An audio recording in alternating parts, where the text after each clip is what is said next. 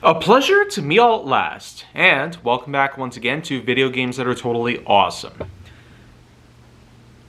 Now I've got a hold of Transformers Galactic Trials, and having played through at least a good majority of the game, I feel like it's about time to give off what normally would be considered my first impressions. But first impressions just relates to an entirely different lineage of content that I offer on the channel just as well. But hey, what I will say is that being the latest installment in Transformers related video games, the latest installment to be made by OG or Outright Games, the latest to have Transformers as a whole, what I will say is that this is actually a bit different than what we've seen for the most part with Transformers. Some were shooter based, some were arcade like, some were overhead or third person viewpoints. A couple of which were VR and first person, but Galactic Trials is a bit different than the norm. This actually is the combination of third person shooting and combat racing. Yeah, racing. Transformers racing games, I feel like that alone would be something that's only seen as a very big rarity. Because while it is true that the Transformers do take on a variety of different vehicles and are seen racing along all of the continuities. There's plenty of car, truck, aircraft, sea vessel related action that we get to see in all of Transformers media. G1 especially was responsible for the majority of different classic vehicles out there. I mean, you had such vehicles like the Kenworth K100, Nissan Vanette, Lancia Stratos, and even the Volkswagen Beetle put together, just to name a good few of them. But with the Bayverse films, they had especially taken up the licensed cars out there coming from such marques like Chevrolet, Peterbilt, Western Star, Nissan, and even GMC had all joined in. For Galactic Trials, it seemed quite unique to take on racing. But how exactly does it hold up? Well, first off, the plotline revolves around Nemesis Prime. Yeah, instead of the Decepticons being the forefront of a certain master plan to stealing artifacts and keeping them for their own evil deeds, they instead utilize Nemesis Prime. And it's true that Optimus Prime's evil counterpart has been well regarded in media over the years. There was the supposed G1 interpretation of Nemesis Prime, but Nemesis Prime was seen as a much more recent incarnation of Transformers lore, in which that an evildoer, a doppelganger, if you will, of Optimus Prime would show up.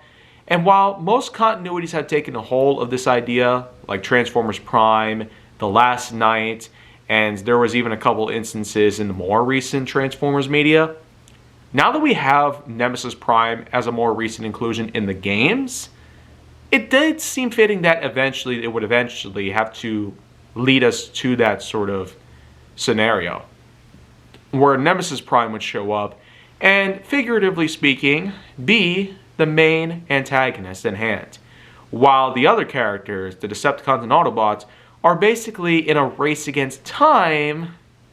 You see what I did there? To take back the artifacts that were stolen by Nemesis Prime in an effort to keep him from committing any atrocities on planet Cybertron.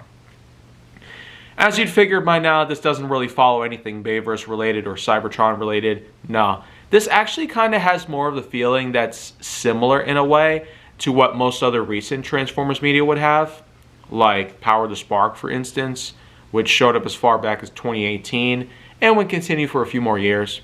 Then, of course, Earth Spark had come, and while we don't see much of an ending at the very moment, it's safe to say it has become probably the current thing regarding Transformers continuities.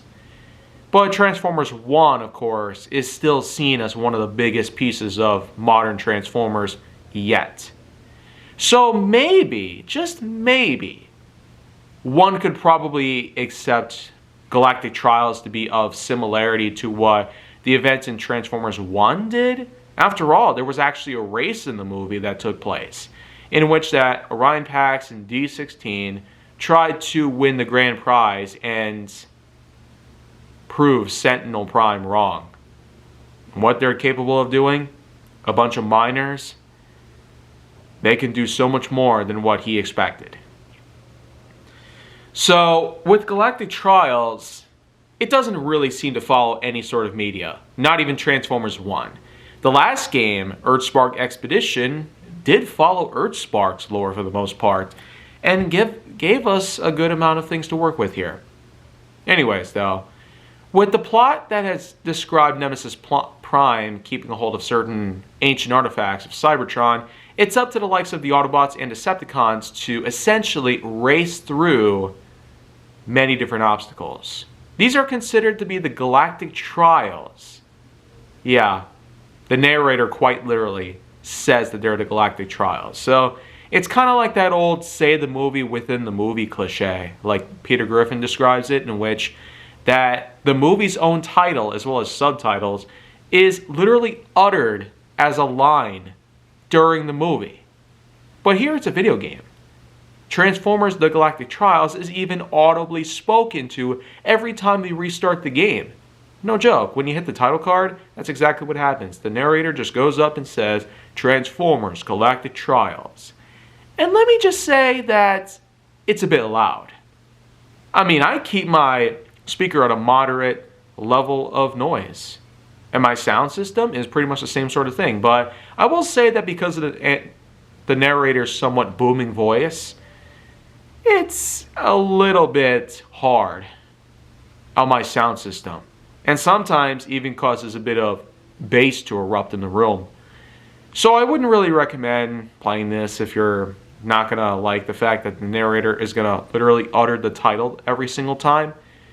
But in terms of the main gameplay, Galactic Trials is, as I mentioned before, a combination of racing in which that you take on your alt mode, whether it be a car, truck, tank, or whatnot. There's not many aircraft or sea vessel related alt modes in this game, which kind of sucks. It really would have been nice to have a good variety of other characters. And speaking of the characters, we do get a good variety of different characters to choose from, both Autobots and Decepticons. With Autobots, you have Optimus Prime, Bumblebee, RC, Wheeljack, and a couple others. With Decepticons, there's Megatron, Soundwave, and even a few others, some of which I never heard before, like Flame War. I've never heard of that one before. It could be new, or maybe an obscure character I just never heard of.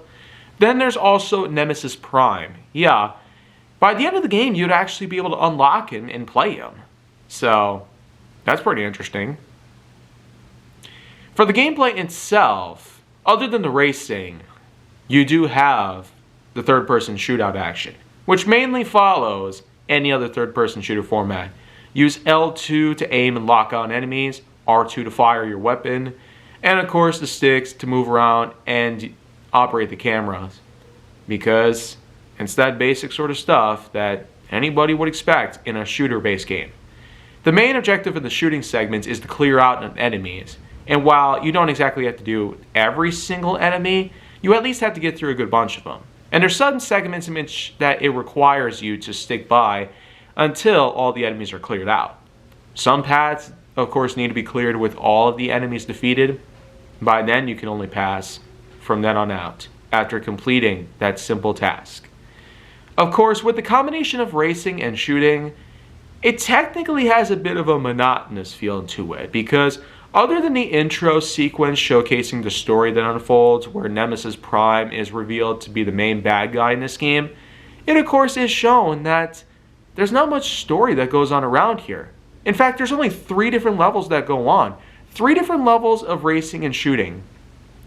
With the beginners races, you basically have 3 races in total. And each of these races can range anywhere from 4 minutes to 8 minutes long, depending on how many laps there are, depending on how long it takes to complete each lap, and of course depending on how many enemies you clear out and how much time goes on throughout the race. So, depending on what goes on, you could spend upwards of maybe 8 minutes a race. And while this is technically way above average, even more so than with Disney's Speedstorm, the thing is that it doesn't exactly offset a whole lot regarding the different values in which that are set upon Because after all, with the beginner's level, there's 3 races, then there's 5 races for the intermediate level, and then the prime level, which is considered to be the expert level. I found out you could have at least 8 races worth of this whole game itself. And I've been able to manage to beat both the beginner and intermediate level races. That's 8 races in total, meaning I'm probably only halfway through the game itself. The Galactic Trials campaign or story mode, if you will, pretty much is set up in that fashion, in which that 16 races are set up, and depending on what you go for, you can select one character at a time per category. So I mostly went with the likes of Bumblebee for the tutorial session, in which that it showcased how to do all the races, as well as the shooting sequences. But in terms of how I did everything else, for the beginner series, I did Optimus. For the intermediate, I did Soundwave. With 8 races in total, that's only 2 characters I got to play through so far. And because I only have 1 series of races left to go through, it means I only get pretty much 1 character to work with here. Here's the thing though. Because of the fact that you have to unlock certain characters along the way, they do give you 4 to start with Optimus and Bumblebee and Megatron and Soundwave as a starting point. The thing is, you'd have to basically progress through these characters by leveling them up in various ways. For the most part, by completing the races and the series themselves, you get to earn a good amount of XP, depending on what you do. There are some prime objectives, as well as secondary objectives that you can complete as well, which will each give you a pretty big boost in XP. Winning first place seems to be the most common, but there's also the case in which that you have to beat the race within a certain amount of time, like 5 minutes per se. Or there's a certain amount of enemies you need to take down, or a certain amount of bashing you need to do. Yeah, that's one thing I might as well mention. Much like what Disney Speedstorm has done, we have the Galactic Trials doing the same sort of thing, where you bash your opponents. You can, of course, disable them and force them back in a certain way if you dwindle their entire health bar down. Of course, there is the health bar and the shield bar, both of which are important for health reasons. And this, of course, has to do with calculating a good strategy and defeating the other opponents from there. The crazy thing, though, is that, get this, you can actually attack and defeat your own teammates. So, consider this.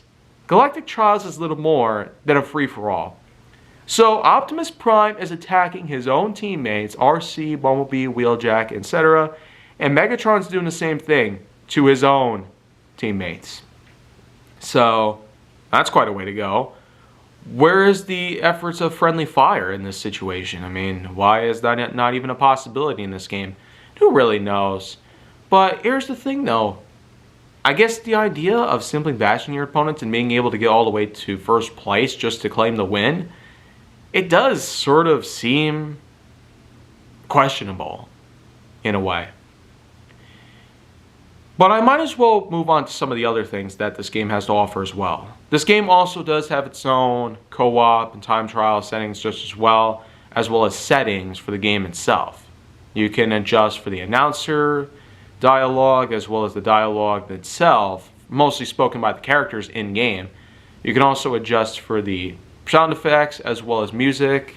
You can also adjust for various other things as well. There is even, get this, artifacts that you have to collect. As I said before, when you go through each of the series of races from beginning, intermediate, and prime levels, you do get to claim a hold of certain rare artifacts. And because I beat 2 of them so far, one of which I might as well speak of as the Corrupted Plate, which will give you a whopping 250 vitality points, as well as a large bonus in shield points as well. So you'll have a pretty big advantage out there in the field in which you'll be much tougher to beat than the other opponents in comparison. So that already is quite the advantage. There, of course, are other unique add-ons as well as gadgets that you can equip as well, which will boost your stats in different ways. Not to mention the weapons that you'll also get a hold of as well. There's times where you can probably unlock weapons, mostly by getting a hold of prize crates, which are mainly won by completing certain race series. And because I beat 2 of them, I was able to claim 3 of these prize crates. They of course contain different artifacts for me to use for each race, as well as some new weapons. Some weapons of course include some popular favorites, including the Photon Rifle, Scatter Blaster, as well as some other notable entries in the Transformers lore. And there is a good amount of weapons to choose from. So in terms of variety, we do have 11 characters to choose from. We do have a few dozen weapons to choose from, as well as a good number of different artifacts and relics and gadgets to use just as well. We also have a number of different progression systems going on for each character, including certain speed stats, drifting abilities, as well as handling.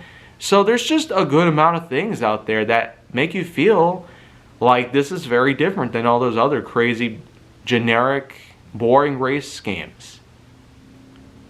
There, of course, also is the variety that extends out to the different maps. For instance, you could go through the Autobot Factory, you can go through the Sea of Rust, you can go through Iacon City or Kaon City, you can go through most of Cybertron's other landscapes and choose from.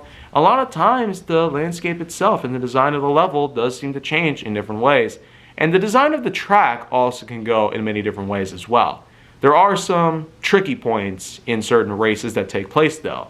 If you're handling such characters that might not have good handling out there on the road, then I probably would not recommend them. In the Sea of Rust, in which I played Soundwave on, holy crap. It took me 5 tries to beat that race with him. All because he's some chunky little van. Yeah, I said that. A chunky van. I don't know why that's funny sounding, but other than that,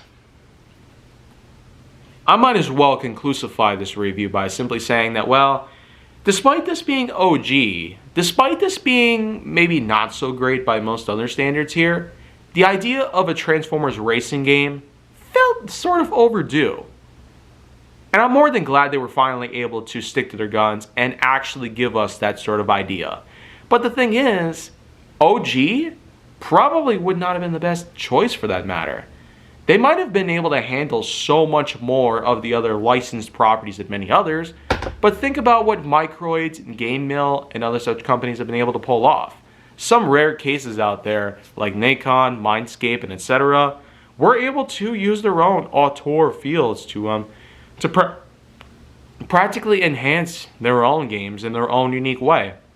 But with OG, Game Mill, Microids, they were a bit easier to pick apart from the rest of the crowd. And therefore, I consider Galactic Trials to be a decent racing game at best, nowhere near Disney Speedstorm in terms of racing, or even Project Cars 3.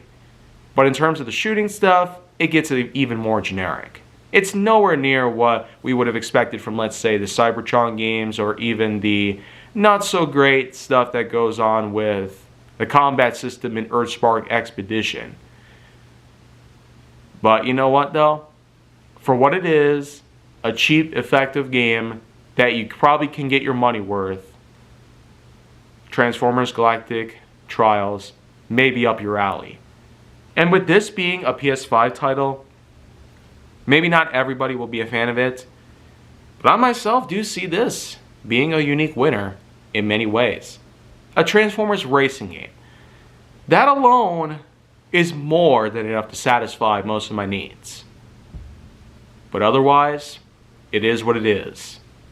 And while there are lots of other Transformers games I might as well talk about, I feel like this is a good point in which to end the whole thing altogether, because I've done so much Transformers games in just the last week. I feel like it's about time that I stop. And I'd say this is a good point to end it all. So while there are others out there, maybe I'll have to save them from some other time. Other than that though, if you want to see more, go down to my channel. Then make sure to like, subscribe, comment, follow me wherever you can find me, and stay on the Hollywood side.